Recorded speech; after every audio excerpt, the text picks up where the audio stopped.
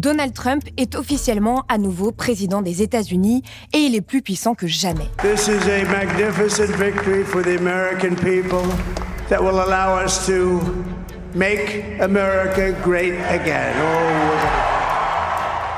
8 ans après sa première élection, c'est une toute nouvelle ère qui s'ouvre pour le pays, mais aussi pour le monde. L'ère où tout peut basculer. We will soon be taking the oath of office on the steps of the United States Capitol, and we're going to have a whole different country.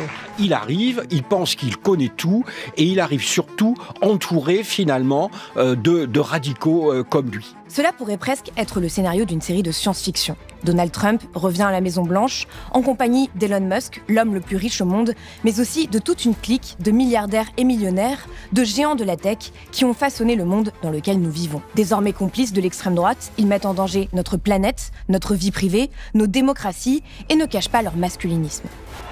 Come here. Take over, Eli. Just take over. There's just something, the kind of masculine energy, I think, is good. And Trump et Musk ne sont pas des clowns, ce sont des brutes épaisses, d'une vulgarité inouïe, qui en 2024 prétendent régner sur le monde. C'est le règne de l'insulte, le règne de la force. Les conflits d'intérêts sont partout.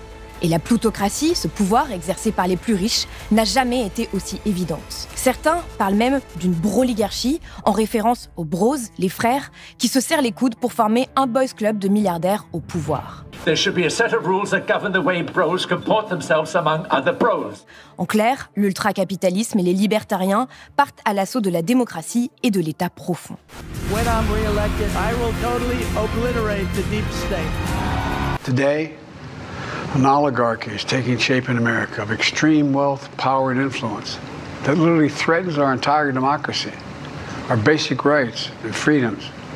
C'est une attaque non pas contre la démocratie américaine, mais pire contre l'État moderne, l'État de droit, nos droits civiques, nos sécurités civiques et civiles. Et en fait, c'est exactement ça. C'est une forme de régime nouveau, modèle politique loyaliste. Ceux qui vont gagner, ce sont les amis, ce sont ceux qui ont fait allégeance. Pour la politologue Asma Mala, quand il n'y a plus de limite à la liberté, c'est la loi du plus fort qui régit tout. Et nous assistons, impuissants, à une grande capitulation face au pouvoir de Trump et à ses menaces répétées. One of the big differences between the first term, in the first term everybody was fighting me. In this term everybody wants to be my friend. De nombreux experts s'accordent à dire que l'état de droit est menacé aux États-Unis.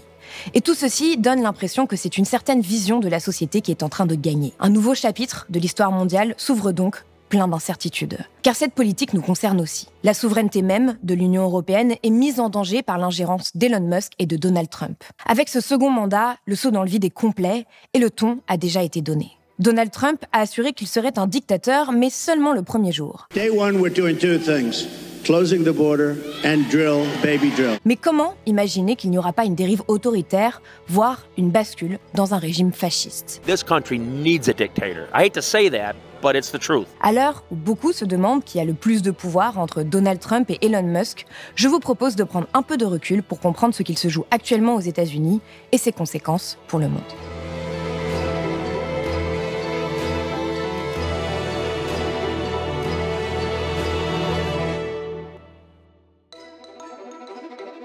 Voici venu le temps de la broligarchie, le temps des bros, des frères ultra riches, ultra blancs, ultra puissants, arrivés tout droit de la Silicon Valley pour s'asseoir avec Elon Musk, l'homme le plus riche au monde à la droite de Donald Trump. C'est ainsi que la PayPal Mafia et les gars à la tête de SpaceX, Tesla, XAI, Airbnb, Meta, se retrouvent à la table du pouvoir aux États-Unis. Voilà ce qu'écrit Martine Delvaux, écrivaine québécoise, dans une tribune à Libération qui a beaucoup circulé ces derniers jours. Elle ajoute « Ces avocats, hommes d'affaires, investisseurs, banquiers, stars de la télévision et surtout milliardaires et multimillionnaires défendront, avec lui, Trump, l'individualisme et le fantasme du self-made man contre l'État profond. » La broligarchie commence évidemment avec le gouvernement de Trump, qui, à l'inverse de son premier mandat, a choisi des amis, des alliés et des soutiens financiers pour occuper les postes les plus importants dans la nouvelle administration. Et ils sont tous riches, très riches même. 12 milliardaires et plusieurs multimillionnaires. Au-delà de la fortune, le casting a de quoi effrayer. Des masculinistes, des complotistes, des xénophobes, des racistes, des climato-sceptiques. Quelle meilleure illustration de cette nouvelle mandature que ces futurs ministres et leur président qui mangent un McDo en souriant dans un jet privé. À l'époque, les romans de science-fiction prophétisaient un futur plus civilisé où les terriens seraient de plus en plus intelligents. Mais plus le temps passait et plus la tendance semblait s'inverser pour aboutir à l'abrutissement de notre espèce. Mais on s'égare. Rentrons donc dans le détail de ce nouveau gouvernement pour voir ce qu'il symbolise. On peut commencer par Elon Musk, bras droit de Trump, l'homme qui incarne ce nouveau mandat et agit comme s'il était vice-président des États-Unis. Officiellement, pourtant, il occupe le poste de ministre de l'efficacité gouvernementale et sera chargé de couper au maximum les dépenses de l'État fédéral et s'attaquer aux dépenses jugées inutiles. Mais l'homme le plus riche au monde ne se contente absolument pas de ce rôle. Avant même son entrée au gouvernement, il a utilisé son influence et son réseau X pour s'en prendre aux démocraties européennes, en appelant à la démission du Premier ministre britannique Keir Starmer ou encore en appelant à voter pour l'AfD, le parti d'extrême droite allemand. Il se présente de plus en plus comme un parrain de l'extrême droite à travers le monde. Et depuis l'élection, il ne cesse de répéter « Vous êtes le média désormais ». Sous-entendu, plus besoin de journalistes ni de médias, sa plateforme X et donc ses idées peuvent éclairer le monde. Son ambition pour X, Musk l'a annoncé dès son rachat, à sa manière. Avec ce poste provocateur, limite porno, il promettait d'abreuver ses 200 millions d'abonnés avec ses idées. Et pour cela, il fallait modifier l'algorithme. On sait que Musk a explicitement demandé à ses ingénieurs de changer l'algorithmique pour qu'on voit plus ses tweets à lui et ses tweets de proches. Ce que vous recevez dans votre fil d'actualité n'est pas une retranscription neutre de ce que produisent vos abonnés ou vos abonnements. Elon Musk défend et promeut l'extrême droite à travers toute l'Europe. Les chefs d'État et de gouvernement sont vent debout comme le Premier ministre norvégien. Je trouve préoccupant qu'un homme avec un accès considérable aux réseaux sociaux et d'importantes ressources économiques s'implique de manière si directe dans les affaires internes d'autres pays. Ensuite, il y a Chris Wright, le nouveau ministre de l'Énergie. Il est devenu multimillionnaire grâce à la mise au point de technologies qui permettent d'accélérer la fracturation hydraulique, une technique d'extraction des gaz naturels qui est extrêmement polluante. PDG de l'entreprise Liberty Energy, c'est un magnat de l'industrie du gaz de schiste, nouveau filon de Donald Trump. Sans surprise, la candidature de Chris Wright était soutenue par les entreprises du secteur du pétrole, selon le Financial Times. Ah, et oui, il est aussi ouvertement climato-sceptique. Dans un post sur LinkedIn en 2023, il écrivait « Il n'y a pas de crise climatique et nous ne sommes pas non plus en pleine transition énergétique. » To your health and to the longer lives and healthier lives of billions of people around the world from oil and gas. Cheers. Cheers.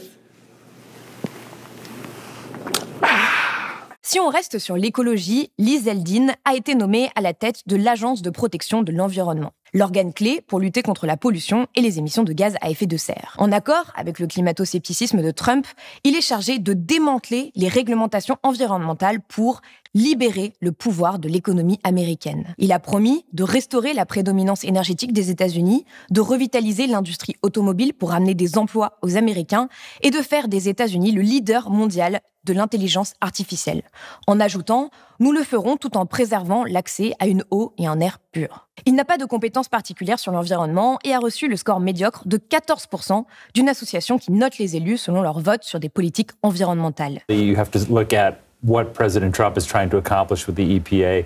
He wants to, as largely as possible, reduce the influence of the EPA, eliminate regulation, go after climate change policies, and the EPA is the place where you do that. So he said that's what he wanted to do. He brings in a congressman, former congressman, who's very loyal to him, who's really has no history of showing really any interest in the EPA. It'll start getting cooler.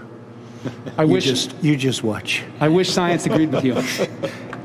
Hey, well, I don't think science knows, actually. Pete Hegseth, ancien major de l'armée américaine et présentateur de Fox News, a lui été nommé ministre de la Défense. Il dirigera donc l'armée la plus puissante au monde sans aucune expérience de commandement de haut niveau. Il s'est d'ailleurs opposé à la présence de femmes dans les troupes combattantes. President Trump chose me for this position. The primary charge he gave me was to bring the warrior culture back to the Department of Defense. He, like me, wants a Pentagon laser-focused on lethality, meritocracy, warfighting, accountability, and readiness.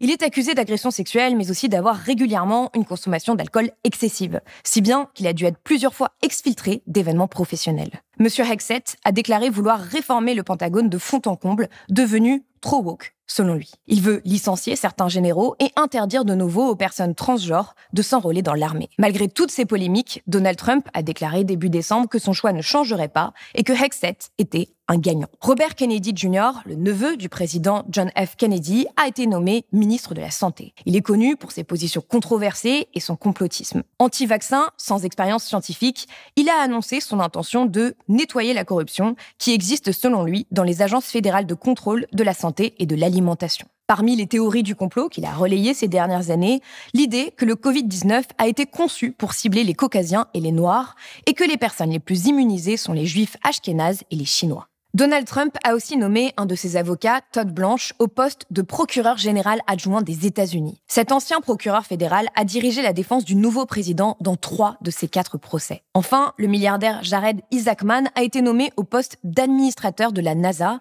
l'agence spatiale fédérale. Un choix qui pourrait créer un conflit d'intérêts puisque monsieur Isaacman, chef de l'entreprise financière Shift 4, collabore avec le patron de SpaceX, Elon Musk. Il est devenu l'une des principales figures des vols commerciaux dans l'espace grâce à ses collaborations avec SpaceX. Jared Isaacman est un ferme partisan du New Space.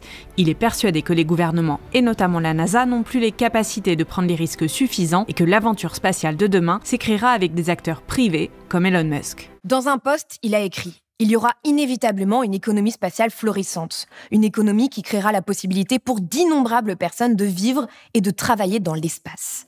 À la NASA, nous explorerons avec passion ces possibilités. » Et pour finir, l'ancienne patronne de la fédération de catch, WWE, Linda McMahon, a été nommée ministre de l'Éducation. Celle qui fait partie de la garde rapprochée de Trump sera notamment chargée de donner plus de liberté d'enseignement à chaque État américain. La liste n'est pas exhaustive, mais c'est un aperçu, qui montre aussi que le critère numéro 1 de ce gouvernement est la loyauté envers Trump. Tous ces profils ont pour mission de détruire l'État profond. Celui qui, dans l'idée de Trump, empêche la vraie démocratie d'exister. Ils auront aussi pour mission de s'attaquer au wokisme qui gangrène la société selon le Trumpisme. Dans cet article de Mediapart, Martine Orange écrit « Avec Donald Trump, c'est un vrai changement de nature qui s'opère. Ce n'est plus le capitalisme financiarisé en place depuis les années 1980 qui domine. Ce ne sont plus les grandes institutions de Wall Street comme Goldman Sachs, JP Morgan ou des industriels puissants comme Bechtel qui dépêchent certains de ses responsables à des postes clés de l'exécutif. Nous assistons à la naissance d'une plutocratie dominée par des milliardaires indépendants, travaillant pour leurs seuls intérêts, en passe de prendre le contrôle direct de l'État. Le tournant est immense, puisque contrairement à 2016, Trump sait exactement ce qu'il fait, comme l'explique l'ancien ambassadeur de France aux États-Unis. En 2016, il avait été le premier surpris de son élection, il n'était pas prêt, et donc lorsqu'il est arrivé à la Maison-Blanche, il n'avait pas la moindre idée de ce que c'était qu'être président des États-Unis, et du coup, il avait été un peu pris en main par les conservateurs classiques qui avaient essayé finalement de le canaliser, de le dominer. Ces garde-fous n'existent plus aujourd'hui. Le mandat de 2025 n'aura rien à voir avec le mandat de 2017. Finalement, c'est le Trump que l'on connaît depuis plus de 10 ans, plus que jamais affirmé, mais aussi puissant, qui prend la tête de la première économie mondiale sans filtre, avec toujours la même recette qui fonctionne mieux que jamais dans un monde façonné pour ses outrances. The first rule is the simplest: attack, attack, attack. It's going to be the finest building in the country, in the world. It's going to be spectacular. Rule 2, admit nothing, deny everything. You think you can beat the U.S. government? Rule 3, no matter what happens, you claim victory and never admit defeat. Dans The Conversation, 2 professeurs associés à l'école des médias de l'Université du Québec à Montréal écrivent pour résumer la situation. Au début du millénaire, certains imaginaient qu'à mesure que les consortiums médiatiques concentraient leur pouvoir et que les influences politiques devenaient omniprésentes, une force citoyenne émergerait grâce à l'expression libre offerte par les médias sociaux. Ce 5e pouvoir qu'un penseur comme Ignacio Ramonet imaginait décentralisé et accessible à tous, possédait les atouts pour redistribuer les cartes de l'espace public. Cependant, il a été détourné. Avec un bureau dans le gouvernement américain, le pouvoir de diffusion médiatique et la possibilité de créer sa propre monnaie hors des systèmes bancaires, le 5e pouvoir est né. Mais plutôt que de marquer un progrès social en décentrant le pouvoir politique, c'est une nouvelle hiérarchisation du pouvoir qui se dessine, constituée d'hommes milliardaires et pour qui gouverner est un spectacle.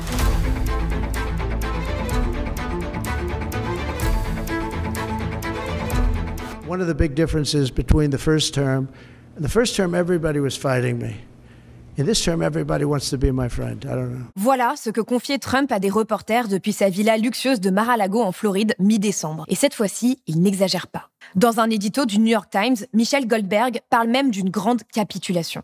Elle écrit « Depuis que Trump a été réélu, cette fois avec le vote populaire, beaucoup des personnes les plus influentes aux États-Unis semblent avoir perdu la volonté de s'opposer à lui alors qu'il est sur le point de transformer l'Amérique en la sorte d'oligarchie autoritaire qu'il admire. » Wendy Schiller, professeure de sciences politiques à Brown University, le dit aussi. Trump a montré qu'il allait utiliser tout le pouvoir de sa présidence pour s'attaquer à toute personne qui le remettrait en question. Et il a désormais l'air d'avoir une compréhension bien plus profonde de comment s'y prendre. En effet, cette nouvelle élection a démontré à quel point les géants de la tech et les millionnaires de la Silicon Valley sont prêts à tout pour que l'État adopte des politiques qui leur sont favorables. En clair, rester du bon côté, qu'importe l'idéologie du pouvoir en place.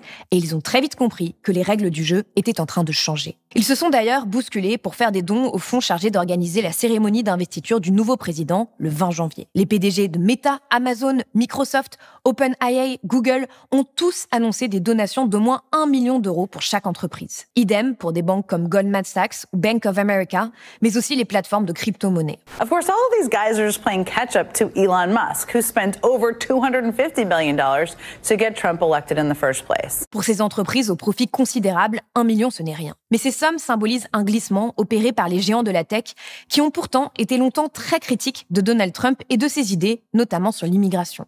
Beaucoup de ces groupes avaient pris leur distance avec lui, notamment depuis l'attaque du Capitole le 6 janvier 2021. Mais ils suivent aujourd'hui le vent du Trumpisme. À titre de comparaison, en 2017, Amazon avait donné 58 000 $ au fonds d'inauguration de Trump. Meta n'avait effectué aucun don. Et en 2021, Joe Biden avait refusé les dons d'entreprises de la Silicon Valley. Le 10 janvier dernier, la fondation dédiée à l'investiture de Trump avait déjà reçu plus de 200 millions de $. 200 millions de $ pour une cérémonie, on le rappelle. En échange, les généreux donateurs pourront assister à des événements autour de la cérémonie d'investiture, mais aussi à un dîner élégant et intime en compagnie de Trump et de sa femme Melania. Si certains se défendent en expliquant avoir financé d'autres cérémonies d'investiture par le passé, ils ne cachent pas non plus leur volonté de mettre leurs intérêts à l'agenda politique, à l'image de Microsoft qui espère que Trump prolongera la politique nationale de soutien en matière d'intelligence artificielle. Les questions idéologiques et économiques sont imbriquées, sont hybridées totalement, et c'est ce qu'il faut absolument comprendre avec les nouvelles économies de la big tech, c'est qu'en fait, économie et modèle économique et modèle idéologique sont vraiment en symbiose. Tout ceci est presque difficile à croire et pourtant nous y sommes. Les géants de la tech, que l'on pensait progressistes, démocrates, basculent peu à peu à l'extrême droite pour être dans les faveurs de Donald Trump. Depuis le 5 novembre 2024, ils sont beaucoup à s'être précipités à Mar-a-Lago en Floride pour faire des courbettes devant le nouveau président élu. On y a vu des financiers et des banquiers de Wall Street, mais aussi Mark Zuckerberg, Tim Cook, Sam Altman, Jeff Bezos. Quick, Politico is reporting that Mark Zuckerberg was at Mar-a-Lago today meeting with President Trump. Can you confirm that? Yes, that's correct. And Mark Zuckerberg has been very clear about his desire to be a supporter of and a participant in this change that we're seeing all around America, all around the world with this reform movement that Donald Trump is leading. Stéphane Miller, chef adjoint de cabinet de Trump, le confirme. Mark Zuckerberg souhaite soutenir le renouveau incarné par Trump. Cela peut paraître assez hallucinant quand on sait à quel point Zuckerberg et Trump ont longtemps été ennemis. Par le passé, le nouveau président a traité le patron de Meta d'ennemi du peuple et a souvent accusé son entreprise d'essayer de le censurer, lui et ses partisans. Après les émeutes du Capitole le 6 janvier 2021, Facebook et Instagram avaient bloqué les comptes de Donald Trump, après la diffusion de plusieurs messages considérés comme incitant à la violence. Mark Zuckerberg écrivait alors dans un post: « Les événements choquants des dernières 24 heures démontrent clairement que le président Donald Trump a l'intention d'utiliser le temps qui lui reste à la tête de l'État pour compromettre la transition pacifique et légale du pouvoir vers son successeur élu, Joe Biden. Au cours des dernières années, nous avons permis au président Trump d'utiliser nos plateformes conformément à nos propres règles, en supprimant parfois du contenu ou en étiquetant ses posts lorsqu'il violait nos politiques. Nous l'avons fait parce que nous pensons que le public a le droit d'avoir l'accès le plus large possible au discours politique, même aux discours controversés. Mais le contexte actuel est fondamentalement différent, puisqu'il s'agit d'utiliser nos plateformes pour inciter à une insurrection violente contre un gouvernement démocratiquement élu. À l'époque, Trump avait déclaré « Il ne devrait pas être autorisé à s'en tirer avec cette censure et ce silence. Et en fin de compte, nous gagnerons. » Il n'avait pas tort. There is no better evidence that big tech is out of control than the fact that they banned the sitting president of the United States earlier this year. If they can do it to me, they can do it to anyone. Les comptes Meta de Trump ont été rétablis en 2023. Mais malgré tout, il a continué d'attaquer Zuckerberg. En juillet 2024, il écrivait sur Truth. « Si je suis élu président, nous allons poursuivre les fraudeurs électoraux comme jamais auparavant. Ils seront envoyés en prison pour de très nombreuses années. On sait déjà qui vous êtes. Zuckerberg, fais attention à toi. » Dans son livre, il en remettait une couche. Nous avons Mark Zuckerberg à l'œil. S'il fait quelque chose d'illégal, il passera le reste de sa vie en prison, comme tous ceux qui interféreront avec la présidentielle de 2024. Tout ceci n'a pas empêché le patron de Meta de féliciter le candidat à la présidentielle pour sa résilience quelques jours après la tentative d'assassinat de juillet. Yeah, I mean, seeing Donald Trump get up after getting shot in the face and pump his fist in the air with the American flag is one of the most badass things I've ever seen in my life. But and I think, look, at some level, as an American, it's like hard to not get kind of emotional about that spirit.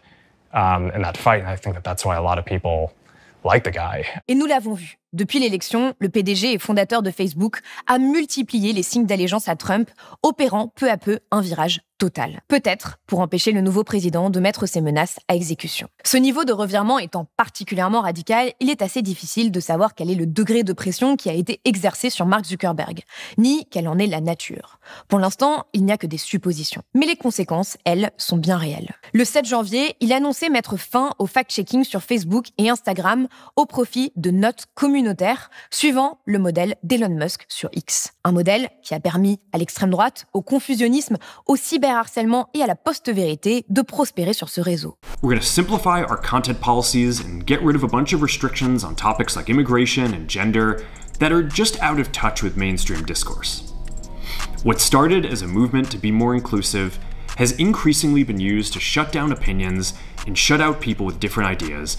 Oui, vous avez bien entendu. Et les mots ne sont pas choisis au hasard, puisque le genre et l'immigration sont deux obsessions du Trumpisme. Do you think he's directly responding to the threats that you have made to him in the past with provisions? Yeah, probably. We're going to work with President Trump to push back on governments around the world that are going after American companies and pushing to censor more. Cette décision ne concerne pour le moment que les plateformes de Meta aux États-Unis, mais elle marque un tournant à 180 degrés de la part d'un homme qui a souvent été vu comme progressiste, qui considérait encore, en 2021, qu'il était de son devoir de limiter en partie la liberté d'expression en empêchant un président d'appeler à l'insurrection, à un coup d'État. Désormais, Mark Zuckerberg défend une toute autre vision de la liberté d'expression. Ces réseaux sociaux permettent maintenant aux internautes de relier les questions de genre ou d'orientation sexuelle à une maladie mentale, par exemple. Le milliardaire nomme carrément des proches de Trump à des postes clés chez Meta. Il a fait entrer l'homme qu'on voit ici à gauche, Dana White, au sein de son conseil d'administration, un très proche de Donald Trump, qui dirige aujourd'hui l'UFC, l'une des ligues de MMA, le sport de combat, grand défenseur de la liberté d'expression totale. La modération, aujourd'hui, est égale à la censure. La liberté d'expression suppose la liberté d'insulter, de diffamer, de dénigrer, de harceler. On a quelque chose qui est très orwellien. Dans 1984 de Orwell, il y avait cette phrase « La guerre, c'est la paix. La liberté, c'est l'esclavage. » Et on est exactement, en fait, là-dedans. Et la fin, c'était l'ignorance, c'est la force. Et ça pourrait être la devise de MAGA, ça. Et Mark Zuckerberg ne s'est pas arrêté là dans sa dérive trumpiste. Dans une interview donnée le 11 janvier à Joe Rogan, un podcasteur connu pour son soutien à Donald Trump, il a partagé ses réflexions basées sur sa pratique des arts martiaux. The kind of masculine energy, I think, is good. And obviously, society has plenty of that, but I think corporate culture was really like trying to get away from it. And I do think that there's just something, it's like, I don't know, all these forms of energy are good. And I think having a culture that like celebrates the aggression a bit more has its own merits that are really positive. Voilà. Plus d'énergie masculine. On en manquait. Ça te suffit? J'ai peur de t'esquinter le poignet. Le milliardaire a donc décidé de mettre fin à sa politique de diversité, d'équité et d'inclusion dans son recrutement. Une pratique critiquée depuis plusieurs années par les conservateurs américains, surtout trumpistes. Zuckerberg supprime aussi les objectifs de représentation de femmes et de salariés issus de minorités ethniques. Voilà, à une semaine de l'investiture, Zuckerberg rejoint officiellement le groupe des plus forts. Comme un gamin de collège, il fait ses preuves pour intégrer le clan. Il s'excuse de ses erreurs passées pour ne pas rester sur le banc. L'occasion de rappeler que FaceMash, l'ancêtre de Facebook, est né à Harvard avec une fonction originelle pour la moins sexiste, comparer les photos de filles de l'université pour désigner la plus sexy. Alors soyons clairs, en 2025, Zuckerberg n'opère pas un virage masculiniste, il revient juste aux sources. C'est donc une dérive trumpiste sans modération qui déferle sur les États-Unis et bientôt le reste du monde par le biais de réseaux sociaux et de technologies de plus en plus hors de contrôle. La rhétorique reste la même. Vous êtes soit avec nous, soit contre nous. Le tout au nom d'une idéologie libertarienne revendiquée et de plus en plus partagée par l'extrême droite à l'international.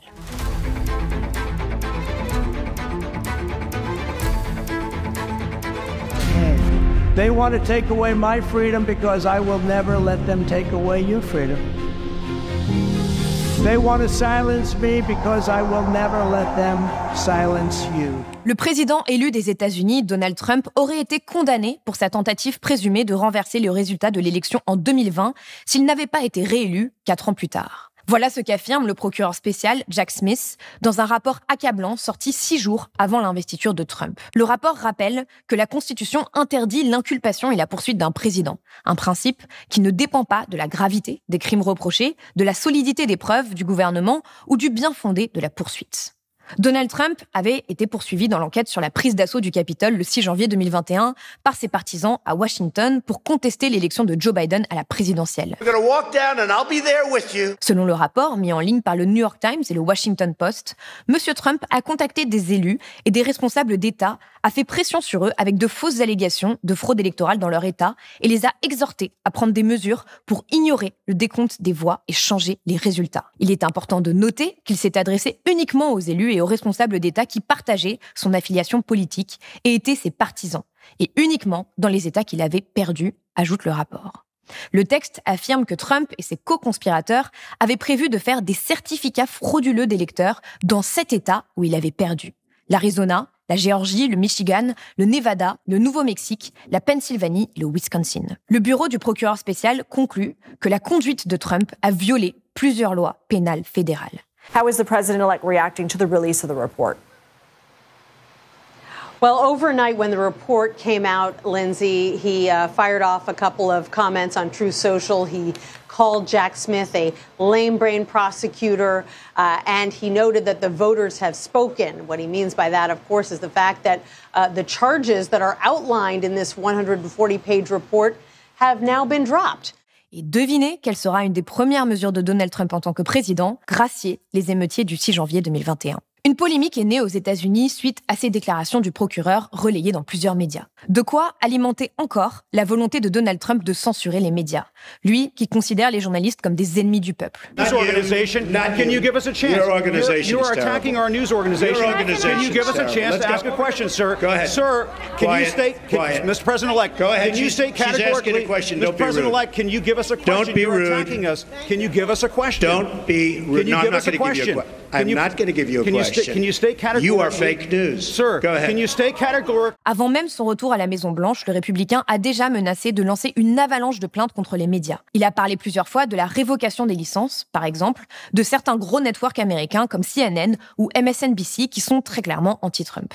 Le New York Times a récemment fait état de menaces de procès en diffamation adressées par téléphone, courrier, email, voire à la télévision. Signe, selon le journal, que le prochain gouvernement semble prêt à employer toutes les armes pour empêcher une couverture médiatique défavorable.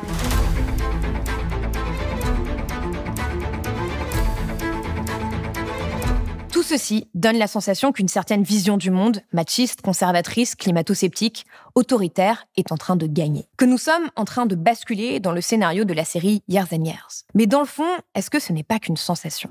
Comment survivre à la broligarchie ? 20 leçons pour un monde post-vérité.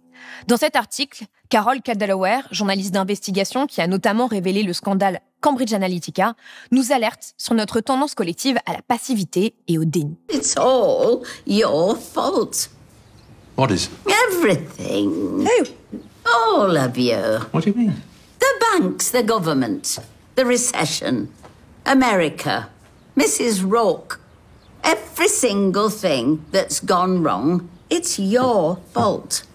What did I do? Where's this come from? God knows I get blamed for an awful lot, but how am I responsible for the entire world? Because we are, every single one of us. So yes, it's our fault. This is the world we built.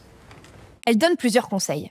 Nommez les choses, ne vous prosternez pas devant le pouvoir, ne buvez pas leurs paroles, n'oubliez pas qui vous êtes, protégez votre vie privée, payez comptant, trouvez des alliés. Elle écrit « Vous avez plus de pouvoir que vous ne le pensez.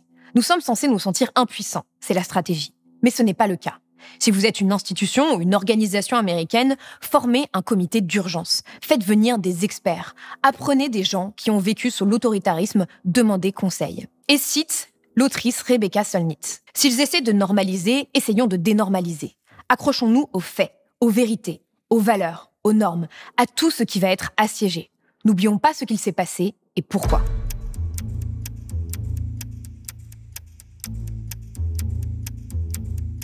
La réalité semble aujourd'hui avoir dépassé la fiction avec ce nouveau mandat de Donald Trump. Nous vous avions déjà parlé de l'immense danger que représentait sa réélection dans nos 2 précédentes vidéos avec Salomé Saké, mais il était difficile de prévoir un tel chaos. Tout semble le confirmer, le Trump de 2025 n'est pas celui de 2017. Avant même son arrivée au pouvoir, il a déjà bouleversé les équilibres géopolitiques, poussé le Premier ministre canadien Justin Trudeau à la démission, menacé de prendre possession du canal de Panama et du Groenland par une intervention militaire, provoquant la sidération du Danemark. Jusqu'où ira-t-il?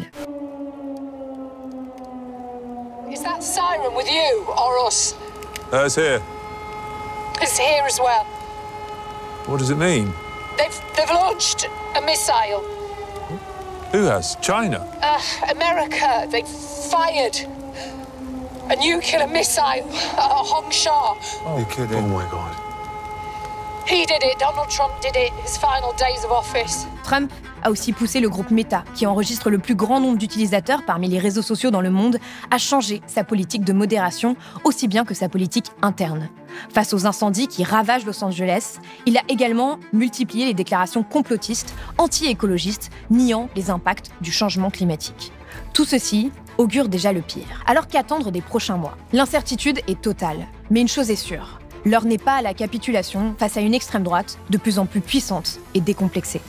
C'est la fin de cette vidéo, je n'ai pas pu être exhaustive, mais j'espère qu'elle vous a permis d'y voir plus clair sur tout ce qui se joue en ce moment. Nous allons évidemment continuer avec Blast de couvrir cette actualité américaine, et si vous voulez aller plus loin, vous pouvez revoir nos précédentes vidéos de décryptage avec Salomé. Je vous le redis, Blast est un média indépendant de tout pouvoir financier et politique, et nous avons besoin de vous pour continuer à informer librement. Alors si vous le pouvez, faites un don sur blast-info.fr, et moi je vous dis à très vite.